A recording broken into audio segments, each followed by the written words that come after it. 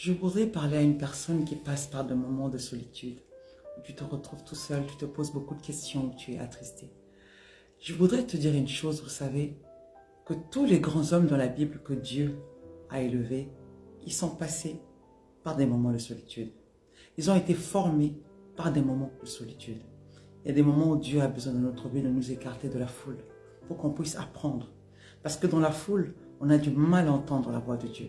On a du mal à comprendre les choses de Dieu. Des fois, c'est en se retirant dans la solitude qu'on apprend à comprendre.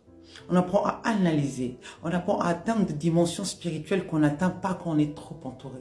Vous savez, moi, la vie, c'est comme un transport en commun. Il y en a qui montent, il y en a qui redescendent. Chacun reconnaît son arrêt. Quand tu fais le long et que dans ta vie, il y a des personnes qui rentrent, et d'autres qui descendent, qui partent, rends gloire au Seigneur. Parce que je pense que quand quelqu'un se décide de descendre de ce transport en commun, c'est parce qu'il a compris qu'il était arrivé à sa destination. Mais ce qui compte le plus, c'est ta destination à toi, où tu veux aller. Il faut le savoir qu'au sommet, tout le monde n'arrivera pas au sommet. Tout le monde n'arrivera pas avec toi au sommet. Il y en aura qui vont abandonner. Tu en rencontreras d'autres qui monteront avec toi, peut-être arriver au milieu de la colline, qui redescendront aussi eux, au fur et à mesure, c'est comme ça. Apprends à apprécier ta solitude. C'est dans la solitude qu'on apprend. C'est dans la solitude qu'on se forme. C'est dans la solitude qu'on devient plus puissant qu'on l'était.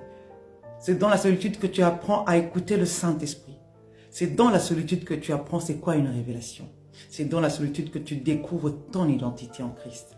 Que le Saint-Esprit t'aide. S'il y avait une tristesse dans cette solitude, non. Enlève-moi cette tristesse. À partir de maintenant, dis-toi que tu es en formation pour apprendre les choses de ta vie, pour écouter la voix de Dieu et l'écouter clairement, différemment quand tu étais entouré par la foule. Parce que dans la foule, c'est très difficile d'apprendre dans le bruit. Dieu t'éloigne, Dieu t'écarte pour te former.